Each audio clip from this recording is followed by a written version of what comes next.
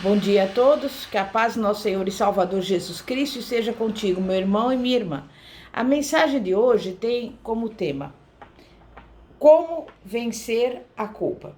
E nós vamos abrir a palavra de Deus no Salmo 51, que diz assim: compadece-te de mim, ó Deus, segundo a tua benignidade.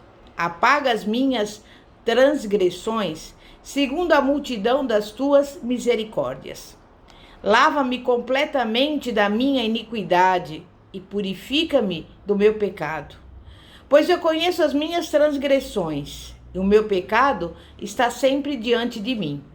Contra ti, somente pequei, e fiz o que é mal diante dos teus olhos, de sorte que é justificado em falares e inculpável em julgares. Eis que eu nasci em iniquidade e em pecado me concebeu minha mãe. Eis que desejas que a verdade esteja no íntimo. Faze-me, pois, conhecer a sabedoria no secreto da minha alma. Purifica-me com hisopo e ficarei limpo. Lava-me e ficarei mais alvo do que a neve. Faze-me ouvir júbilo e alegria, para que se regozijem os ossos que esmagaste. Esconde o teu rosto dos meus pecados e apaga todas as minhas iniquidades. Cria em mim, ó Deus, um coração puro e renova em mim um espírito estável. Não me lances fora da tua presença e não retire de mim o teu Santo Espírito. Restitui-me a alegria da tua salvação e sustém-me com o espírito voluntário. Então ensinarei aos transgressores os teus caminhos e pecadores se converterão a ti. Livra-me dos crimes de sangue, ó Deus, Deus da minha salvação, e a minha língua cantará alegremente a tua justiça. Abre, Senhor, os meus lábios, e a minha boca proclamará o teu louvor.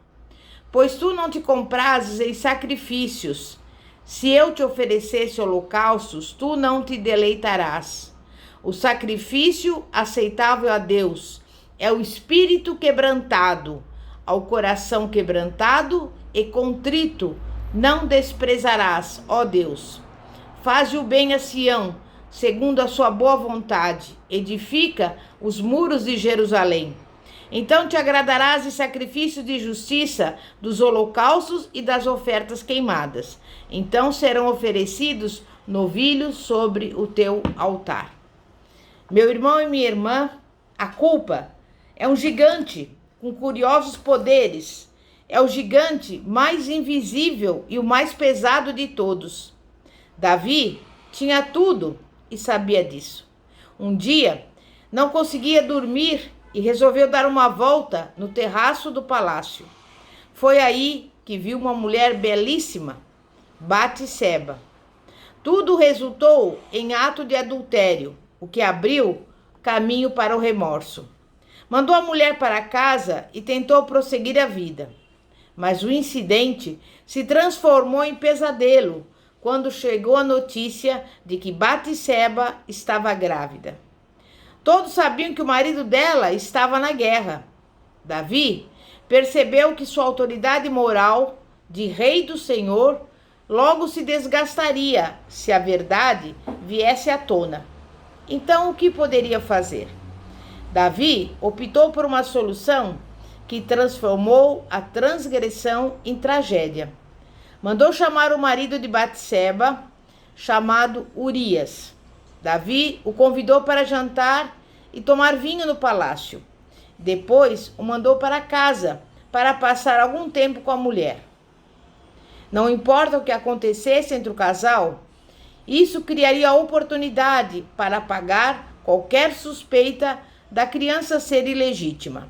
Mas Urias não foi para casa e dormiu aquela noite nos degraus do palácio.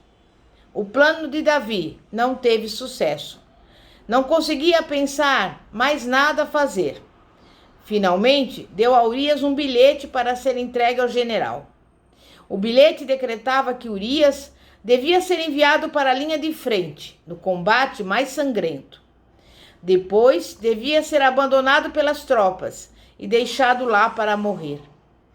Isso deixaria uma viúva grávida, que poderia casar-se rapidamente.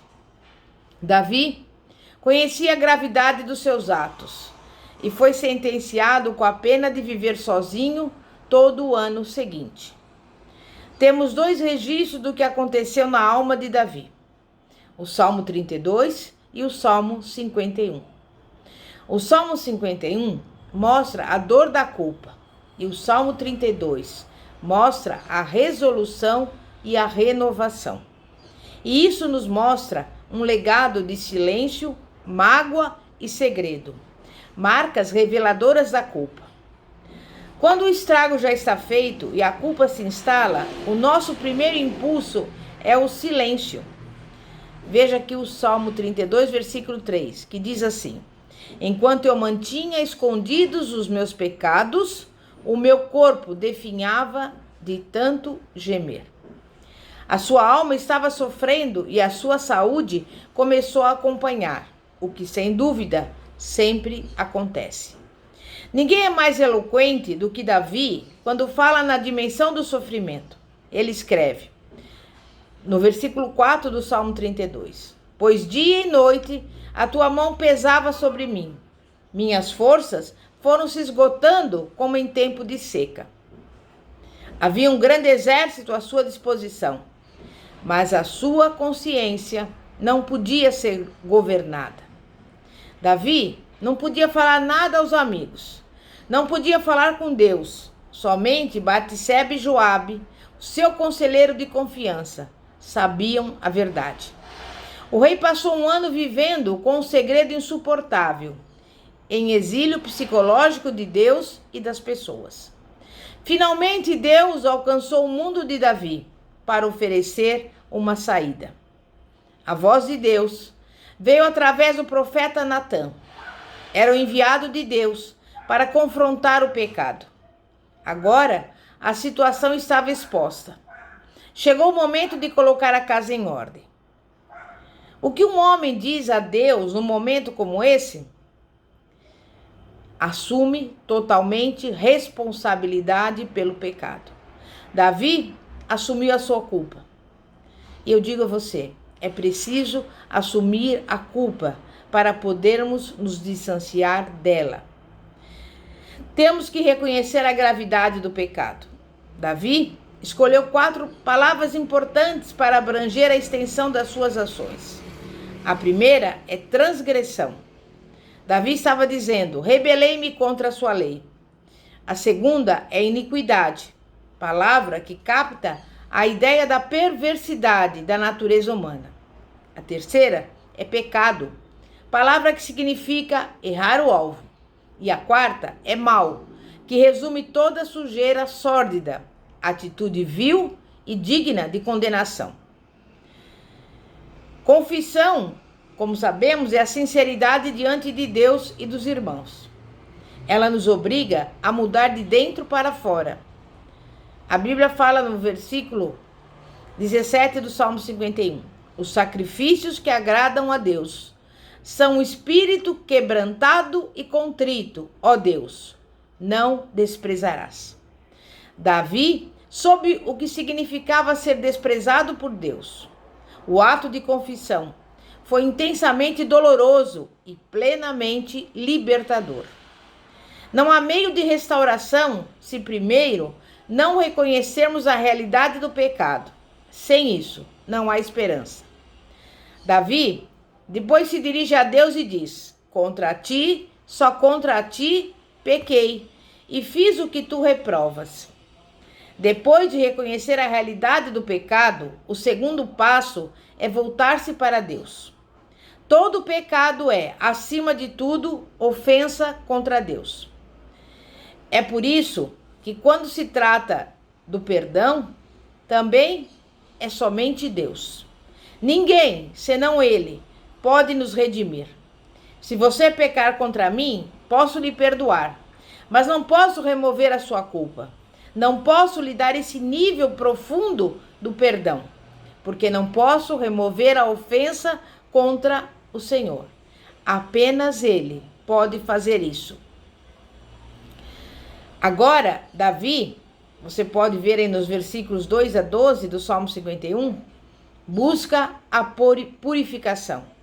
E ele diz no versículo 2: lava-me de toda a minha culpa e purifica-me do meu pecado. Primeiro, Davi pede que Deus lave a sua sujeira profunda. Em seguida, pede para o Senhor apagar todas as suas iniquidades. Antes, a maioria dos pecados era perdoada por meio de sacrifício, mas adultério e assassinato dependiam da misericórdia divina. Os assuntos da alma mal resolvidos nos pesam na vida. Davi, até então, pagou o preço do pecado, com a tristeza de um ano, onde viu a sua vitalidade se escoando. E agora, pede a Deus que faça mais que lhe perdoar. Roga a Deus que lhe restaure a alegria. Está escrito no versículo 8 e no 12.